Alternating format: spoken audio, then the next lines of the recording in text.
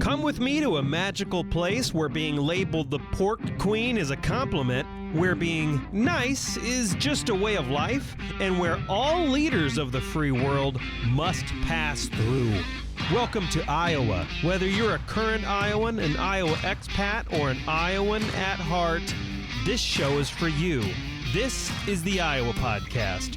Real Iowans, real talk, no drama.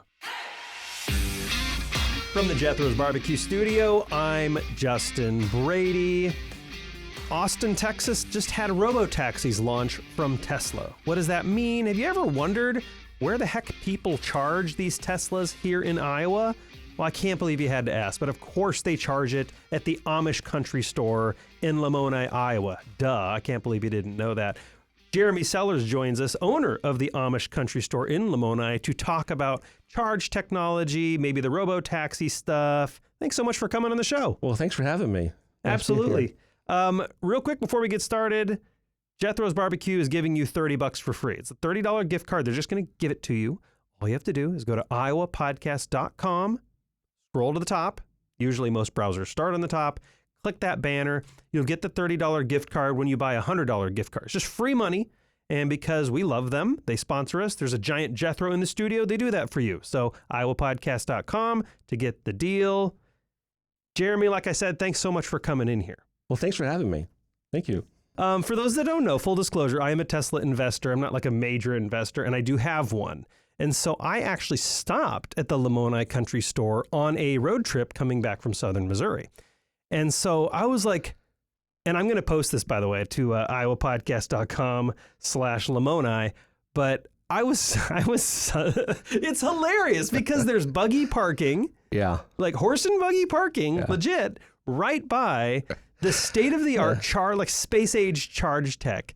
Was this like, the buggy parking, putting it right, this was on purpose, right? I mean, it's kind of funny. It's practical, but it's kind of funny, right? Well, I mean, when Tesla came out to our facility, they wanted to find the easiest location on our ground to actually connect electricity. And so from a financial part of it, they recognized that area was really close to this transmitter up on a pole. So to make it easier for them, and of course it is kind of, we weren't sure how close it would be to the buggy parking, but because we went from originally went from eight Tesla spots to I think we have 16 of them now.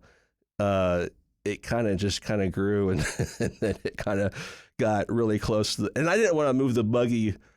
You know, we talked about maybe moving that buggy parking spot because we weren't sure how the Amish would feel about that, but we ended up just because they wanted the Tesla chargers really close to the store. Close to the store, the less they have to walk. But the Amish have been there parking there for like 18 years, and I just couldn't see the point of, they're my customers and my vendors. And I just couldn't see the point of what would that look like tearing their spot out. And the Tesla chargers there. You've been replaced. So yeah, exactly. So we kept it there just because, amazing. Well, we have good relations with the Amish, and I didn't want them to feel, have any bad thoughts about that. So, I mean, it's really the juxtaposition of super state of the art. Because we'll talk about this. These are the brand new Tesla chargers. These are the top of the line ones.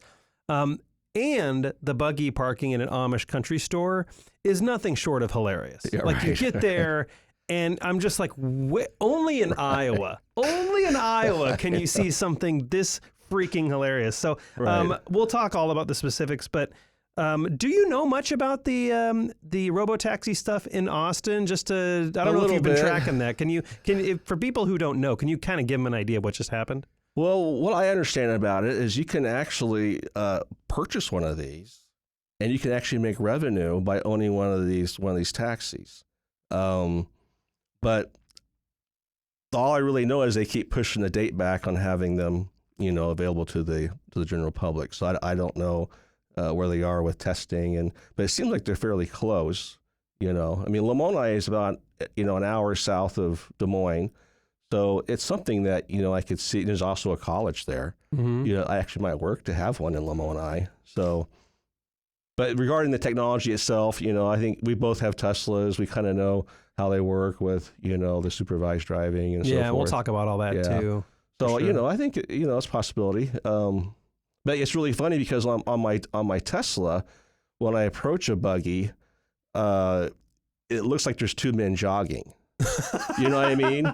So the horses really, throw it off. Yeah, they see funny. the horses, and so I'm a little concerned about how they integrate the horses in the Buggy, because it chooses from one guy running to two guys running back to two. So it goes back and forth. It does know there's a person there. It's just like there's not a model. Yeah. Like a loaded model of a horse and buggy into the car. Right. So it's just like, well, I'm just going to call this two people running. That's the only, it's like no different than if you have a shelf of items and someone says, produce an item with a horse and buggy. You're like, well, I don't have that, but I'll just put two people here to represent that, I guess. It's like you're, putting salt shakers and pepper shakers on a table.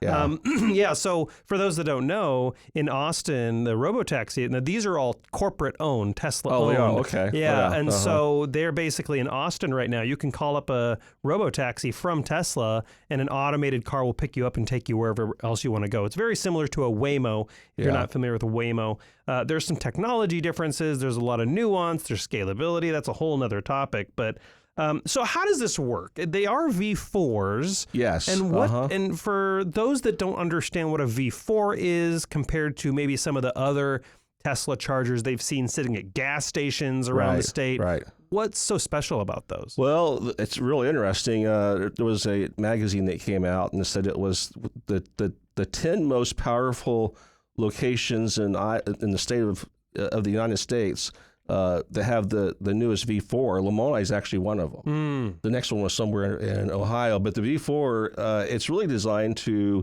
because it's 325 watts, it's really designed to do, at this point, just the Tesla trucks and using the full capacity of those chargers.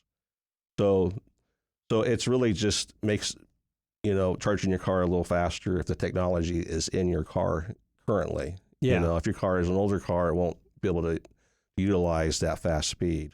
Right. It won't be able to max out at that speed. It's, because the technology in the cars themselves. Right. Yeah. Right. So you mentioned, I didn't know this, you mentioned that the V4 you have is, they're only, like, you have one of the top 10 high-speed chargers in the frickin' country? That's right. Seriously? In Lamoni? That's correct. But That's I think, wild. Yeah, I hear Des Moines is supposed to get one somewhere in West Des Moines at the Hy-V. Mm-hmm. They're going to start switching those out. And those are pretty old. Those are, I think, the first one in the state, right? They are, and they're developing a higher speed. They're in the works of developing a more powerful charger. It'll probably be about 500. Oh my God. Yeah. So, but yet they're kind of staying ahead of the technology. I mean, the car technology. They're kind of a little bit ahead of it. But makes sense. Yeah. Like, because there's nothing that can utilize 500. Yeah, right. Is it 500 kilowatt hour per kilowatts? Yeah, 500. Yeah, there's nothing on the market right now that utilizes that, at least from Tesla.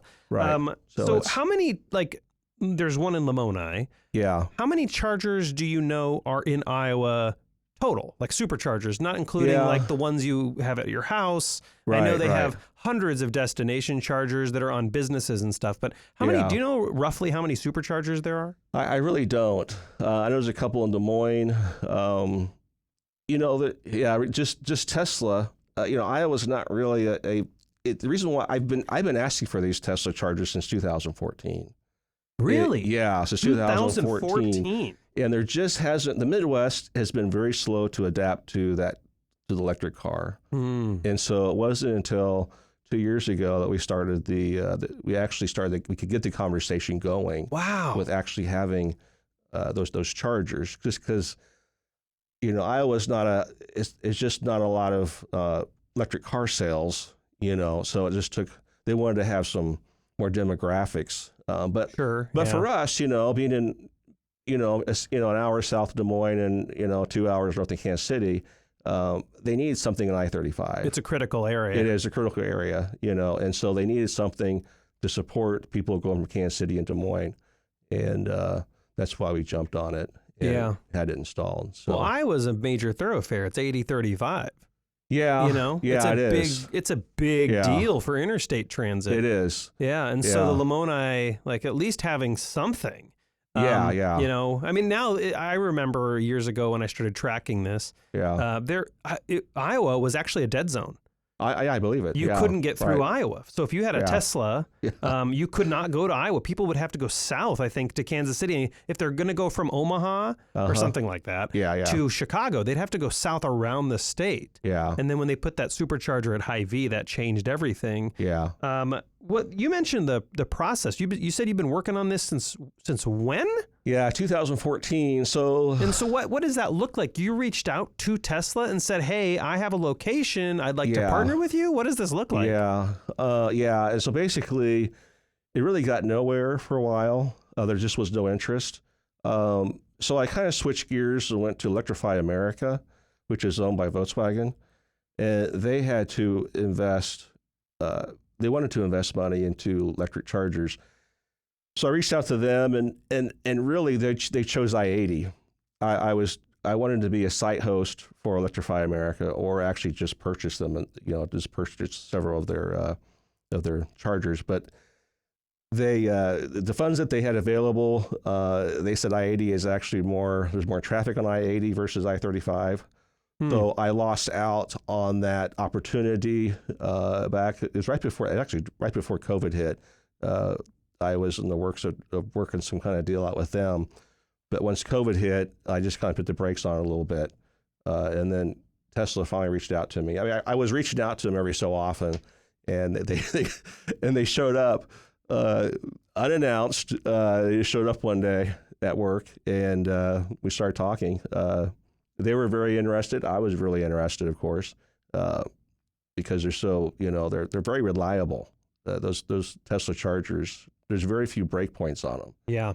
So that got the conversation started, and then we were actually supposed to break ground, actually April of last year, and then Elon came back from China, and he fired the entire DC charging staff. Right. And then I was in a black hole for 2 months because all the people I've been working with, the lady that showed up, they were gone. They were gone. So I was working with an attorney down in Austin, Texas, just to keep the thing going. And we actually had a contract with Tesla, so we had to change the contract. Oh my gosh! Yeah, so it was quite a, I mean, you could tell, people would show up with Teslas, and sometimes they want to charge. One time they wanted to connect to we have a Made Right restaurant there, and we have different types of outlets. And one guy was, he was getting kind of desperate. He wanted to plug into one of our, I think, barbecue smoker outlets, like a 240 just or to something. to plug in. Now there is a casino north of us, and they had some kind of RV park, and apparently some people could plug in. Yeah, but it wasn't going to be fast. It was going to be level 2. Right. So I could see the demand there. People were showing up, and it's kind of like a dead zone, and so they were kind of like concerned about it. And for those that don't know, this is basically an EV's gas station. I mean, if in case that's not obvious, if there's not a supercharger for a Tesla or just a charger in general, like they don't go anywhere. So, if you think about that, like that's the EV, the Tesla's, gas station. I will say one of the things you mentioned about like some of the other chargers, you mentioned Tesla's chargers are like, don't break. They're up all the time. This actually, for those that don't know, this is actually a very critical reason a lot of people go to Tesla. It is. Because of the infrastructure. Because other cars, not saying, other cars, at least they can now. We'll go into this here in a second, but other cars couldn't use the Tesla infrastructure. And the other charging options for EVs that are not Tesla are actually pretty rough.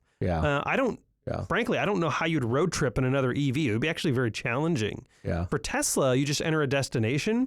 It tells you exactly where to stop, how long you're going to be there, and it handles everything for you. It tells you how much your energy is going to be when you arrive to your destination. And on the way back from Missouri, it said you're going to stop at Lamoni for 5 minutes. That's what it said in my car. So I think a lot of people still expect people are waiting by these Tesla superchargers for like hours on end. How long do people stick around typically? They plug in and then they're out. How long is that often? Well, yeah. So they come into this. Well, it's about 20. Some cars are a little longer. Some of the Chevy cars can take 30 or 40 minutes. Tesla's probably about 20 to 15, and it's just going to get faster. But typically 20 minutes is enough time for you to come in the store, get a snack, use the restroom, and come back out. Right. And most of the people actually do leave the car because we have kind of an interesting store. I mean, it's a neat place to explore. So typically, most people do come inside. So we got all kinds of goods, snacks and so forth. So I've noticed my longest stop I've ever had at a supercharger is 15 minutes. Oh, okay. Most of the time, because we've road tripped. I just got it in November, and we've road tripped a lot. We've been to Chicago a few times, Omaha 3 or 4 times, Southern Missouri now, Minneapolis a few times. Yeah. And I think my longest stop is 15 minutes. Oh. And most stops are about 5 minutes. But what I think that most people don't really realize is when you do stop and go to the bathroom or get snacks or something, I've never in my entire life timed that. Right. But when you start timing it, you realize how long those stops take. Yeah. And like when I stop somewhere and I'm like, oh, I'm just going to go to the bathroom and get a snack and come back, the car is almost always done before I can even get back to it. Right. I've had that conversation with my wife where I'm like, whoa, it's done. I guess we got to get rolling, Right. So you kind of forget when people on a road trip, they're like, oh, I just want 800 miles so I was like, no one realistically stays. I mean, maybe a few people do, but no one realistically stays in their car for a straight 600, 700 miles. Like literally no one's doing that. Right. You're going to stop somewhere and get lunch or coffee. And the supercharger stops are usually next to something like the Amish Country Store where there's something to do and or there are bathrooms or there's food. And that's literally what we did when we stopped at your store. I want to talk about your store. How many people are stopping there just EV charging per day, roughly? Is it like a constant stream? Is it? Well, no. Well, it's getting as more cars come online. You see, because they keep on those Tesla chargers. They keep introducing new brands. Like we got Hyundai probably back in March. I think BMW will start to be able to utilize it this summer. We're seeing more and more cars. Yesterday, I had 10 cars out there at one given time. Wow. Yeah. So as we hit summer and as we become more well known, and as more cars, most of the cars out there are actually Teslas. 9 out of 10 times it's a Tesla. But it's hard to kind of say at this point. It's been a little early. It started off kind of slow because we opened it on October 31st last year. The word was just getting out, even though it's on the maps. People were. It just takes a little while to get people to come in. But as car volume increases and people buy more electric cars, will probably continue to go up. But, Did you? I guess these are very, very new. Your V4 Superchargers. Oh yeah. So have you noticed an increase in business yet? I have. You have, because that's what we did when we stopped there. Yeah. I'll be honest. I'm sorry, everybody, if this is dumb. I had no idea about the Amish Country Store. No clue. Yeah. So of course I plugged in. I think, like I said, my stop at Lamoni was 5 minutes. Yeah. We ended up being there, and this is my point, over 10. Yeah. Or maybe at least 15. And I told my wife, hey, we're done charging. She's like, okay, in a second. Yeah. And like there's handmade tables, like all sorts of handmade wood stuff. Yeah. It's actually really like, we're millennials. Yeah. And it's like legit stuff. This isn't like, I kind of expected like dusty old stuff that's not really good style and it's kind of lame. And we went in there and it's legit stuff. Oh, yeah. So have you seen an increase in business since installing these things? Yeah, I have. And I was expecting a little bit of a lift in sales.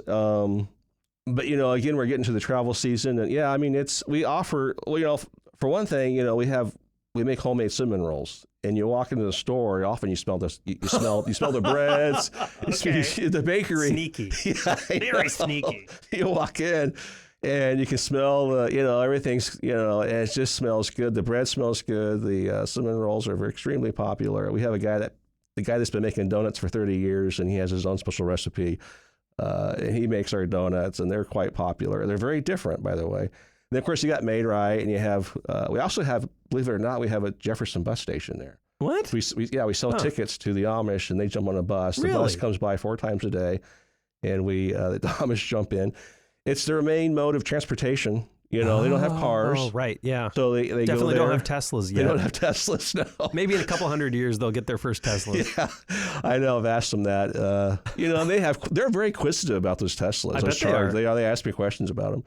But yeah, so we have that. We have a store, and we have, you know, not everything in there is Amish-made, but we reach out to about our footprint is like in Ohio, Indiana, Missouri, and Iowa. So we reach out. Those are the people we get goods from. Oh, wow. That's really far. It's very far. I had just assumed it was around Lamoni. No. There's just the further you go out, there's just different products are available. And we, of course, we meet new Amish because of the bus station. We have guys to stop in and go, hey, I do this. Would you sell that? Oh, sure. We'll try that, you know. So we continue to grow our footprint with our Amish vendors. And we try to keep it interesting. You know, we try to find things that are fun and people would appreciate. So now, I mean, I know this sounds like an ad. Most assuredly it's not an ad. I was just fascinated by the collision of super high space age tech and Amish technology at the same place. Yeah, right. Is it 100% Amish made stuff? Yeah. Really? Yeah. Some of it's pretty intricate. It's hard to believe some of that's just handmade. Like one of my family members is a woodworker. Oh yeah. And there's this table where the lines and the modern design of it, I was like blown away by how frickin' smooth it was. Yeah. Well, what they do is they take these machines, and typically they're 1960 machines or 1970s woodworking machines. They take the motors out of them. And then typically the bishop will allow them to have a gas engine in the basement. And they have these belts that drive all this woodworking equipment. Wow. Yeah, so they take the motor out, they use the pulleys to move the saw blade on the table saw. So you walk into these workshops, and it's like walking into a 1900s factory, because there's belts all over the place.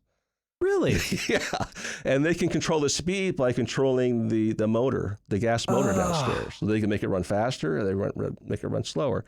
So they also, you know, one of the bishop allows air compressor. So they have air compressed fans. They have air compressed. Some tools are air compressed. Other bishops do not allow that. So it's done by hand. You know, they have these hand tools. So it's quite interesting. See them make stuff. It's all wood. You know, there's no filler. There's no everything is just beautiful. Oh, sure. That would make sense because you can't use it. Yeah, you wouldn't be able to use the filler. Yeah. There's nothing. So everything is it's all solid wood, you know. And so here you are talking to people that can't wear a button because a button is too modern, and they have to use a safety pin, you know. Yeah. You know what I mean? And some of the Amish can't even use rubber because rubber's too modern. So they have their wagon wheels are just plain wood because rubber's too modern. So, you know, it's really, some of the Amish are really back in the 1850s, because some of the thing like rubber and buttons is just too modern, you know. Did you have to build trust within the Amish community to resell their stuff? Like, how does this whole they don't have trucks they're bringing this to you on. No. So how do you get this stuff? How did you build these relations? I mean, sounds like you have relationships with a lot of Amish around the whole Midwest. Yeah. So how does this whole logistics process work? Yeah, it took a lot of time. Of course, you know, a lot of these Amish are really out in the boondocks. I mean, it's hard to find them because they don't build like subdivisions like what you and I would build. You know what I mean? Right, yeah. I mean, there's areas where they just do barn raisings. You got to look for the barn raising, right? Yeah, right. So they're out in the countryside, and usually you can ask, you know, one Amish, you know, if there's anybody in the community that makes something. And then they say, yeah, and then you're going down dirt roads and gravel roads, and they're actually, you know what, they need money. You know, they grow a lot of their own food, but they still go and buy, you know, they still go to Hy-Vee or grocery stores to buy salt and other goods. So it's been helpful for them financially, because I can sell a lot more of their cutting boards than they could, you know, out of their workshop in the back of the backyard, because you got to find them. They're so isolated. And so it's been really positive. You know, we try to keep, you know, we're very fair about pricing. You know, and it's, Pricing's great, by the way. Oh, thank you. Yeah, I great. mean, but we do fair trade. So it's they have 10 kids. They have 12 kids. So I mean, they have a lot of mouths to feed. There's a lot of mouths to feed. It's a lot of tables and chairs to make, everybody. It's a lot of tables. So they really appreciate it. I mean, they make their own clothes. If they got to buy gas for their workshop. So this is just a way to make ends meet for them. Right. And so one time I had actually a whole family was clapping when I showed up. Oh, they interesting. were so excited to see me that they were all clapping. Of course, I didn't know what it was all about. Yeah. But it's just they just have to have they need monetary funds to kind of keep So you go going. get this stuff yourself in most cases? You have like your own flatbed or something, and you're going out there and grabbing this stuff? I got a huge transit van. Really? Yeah. Sometimes they sometimes they bring it out to me. But remember, their horse and buggy only goes about 8 miles an hour. Right. So it's a lot of hay to get to the Lamoni Country Store. It takes a while. It may take them an hour to get there. Last time I checked, horses don't use superchargers. Yeah, right. So we work that out, but a lot of times we do pick it up. We go out and drive around and pick it up. I could spend a whole day traveling here and there. Now, some of the places out of Ohio and Indiana, it's real funny. There's a lot of ex-Amish truck drivers. Huh. Because if they leave the Amish, there's opportunities usually for the men is to become a truck driver. Oh. And so we work with some of the ex-Amish truck drivers, and they bring the stuff to us. That's fascinating. I used to think, before I understood, and I don't understand the Amish and how they work yet, but I used to think, wow, what a hypocritical belief system. Yeah. Because you can't use technology, but you can use other people's technology. But then I looked into it. Yeah. The Amish aren't against technology at all. They're just against owning it for certain reasons because it can potentially be a distraction, which, I mean, truthfully, we have that problem right now with our youngsters. We have a major problem. So it's kind of like, maybe the Amish were a little ahead of us on this. Right. But yeah, it's interesting that they don't actually... they're not, I would encourage everybody to look at the belief system. It's actually fascinating. I'm not Amish myself, but they're not against technology. They're against owning it for specific reasons of distraction. And the Amish finally bless something is, okay, we're pretty sure this isn't going to be a distraction, then they can use it. But if someone else owns the technology and they don't own it themselves, that temptation's not available to them, that changes the game. Yeah. So it is, at least from what I researched, actually a fairly consistent belief system. I just didn't really understand it all that much. And I think you have an Etsy store as well. But if people, I mean, it is a fascinating place. So if you have Teslas, I know that other cars now can use superchargers as well. You want to make a day trip and check out some cool stuff and maybe take a short road trip, Lamoni, Iowa. Jeremy Sellars has been talking with us, the owner of the Amish Country Store in Lamoni. What is the website in case people want to plan their day trip or go check this stuff out? It's iowaamishstore.com is our actual website, and you can see that. You can also Google us. We've got a nice presence there on Google. So yeah, we're right there at 109 South Spruce Drive in Lamoni, Iowa, just off the exit 4. So we're pretty easy to get to. So very cool. Yeah. Thank you so much for coming in here, Jeremy. Really fascinating. Thanks a lot. Appreciate it. And to my fellow Iowans, Iowa expats, and Iowans at heart, thanks for listening and subscribing to the Iowa Podcast.